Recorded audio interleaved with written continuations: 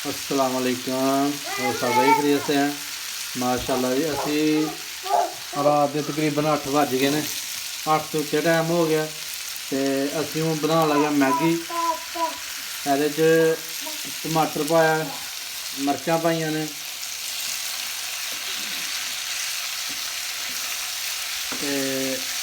Chicken पाया,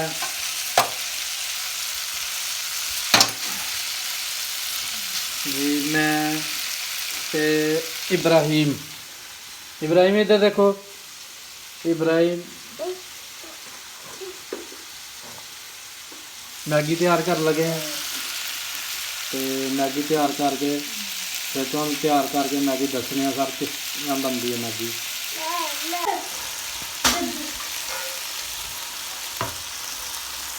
जी ये हूँ असी पाया नमक,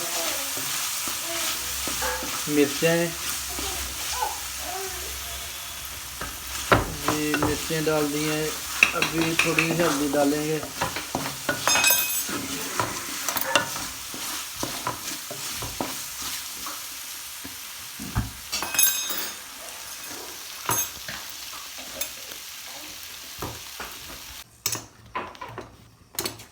जी साड़ा गोश्त भुज गया हूँ असी ये ना 3 कप पानी पाया, क्योंकि 2 मैगियां ने, एक मैगी का 1.5 कप पानी है।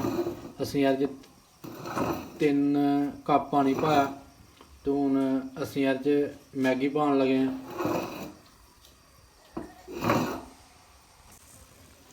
जी असी अज हूँ 3 कप पानी पा लिया 2 मैगियां ने। तो हूँ असी इनू जरा ज़रा 2-4 मिनट वास्ते ढक दिता कि ज़रा गोश्त जरा ना ठीक हो जाए, पक जाए। बॉयल करांगे तो फिर इस तो बाद जरा ना असी मैगी पावांगे और वो मसाले चटपटे पावांगे विच। ते माशाल्लाह साड़ी मैगी तैयार हो जाएगी। जी ये साढ़े 2 नूडल ने जिन्होंने मैगी आखी दा। तो यह 2 नूडल ने हूँ असी जरा ना गोश्त साढ़ा बोआल आ गया, उबल गया, सारा कुछ क्लीयर है। हूँ असी इन्हू मैगी नू पावांगे विच। तो फिर ये मसाले पावांगे चटपटे, तो फिर साड़ी मैगी तैयार हो जाएगी।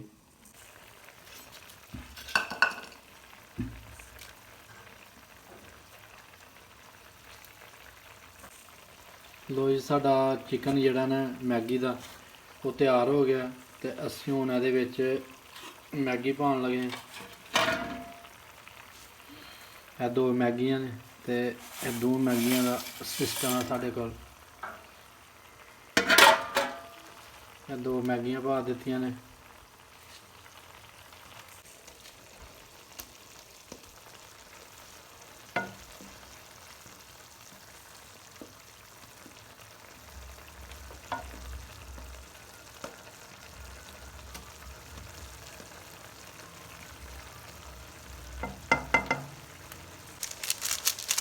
लो जी असी मैगी का मसाला पाया, 2 मैगियां ते 2 मसाले ने।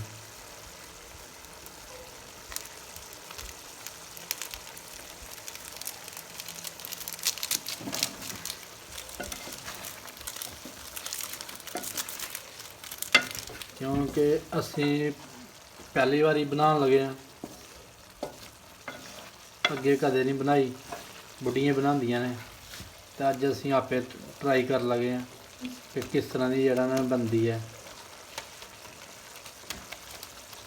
घर वाले ने कहा मैगी बना के दवो, तो उन्होंने आख्या भाई आपे बना लो, असी नहीं जो बनानी, अं रोटी शोटी पका के खा पी ली है।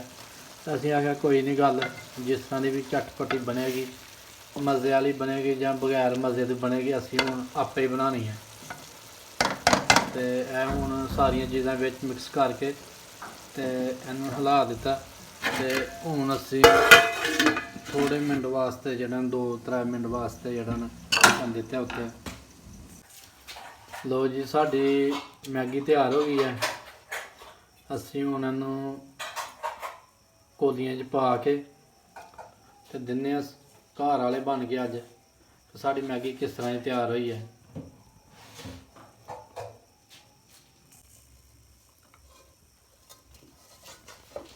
ਲਓ ਜੀ ਸਾਡੀ ਮੈਗੀ ਤਿਆਰ ਹੋ ਗਈ ਹੈ ਤੇ ਅਸੀਂ ਹੁਣ ਜੀਆਂ ਨੂੰ ਪੇਸ਼ ਕਰਨ ਲੱਗੇ ਹਾਂ ਆਪੇ ਹੀ।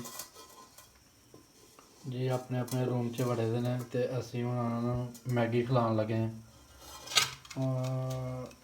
ਠੀਕ ਹੋ ਗਿਆ ਜੀ, ਮੈਗੀ ਸਾਡੀ ਤਿਆਰ ਹੋ ਗਈ ਹੈ।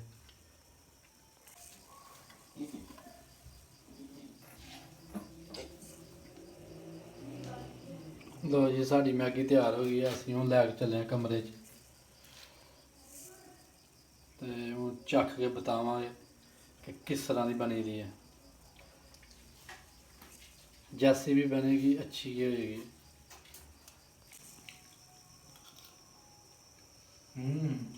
साड़ी मैगी जी बड़ी ज़बरदस्त बनी है।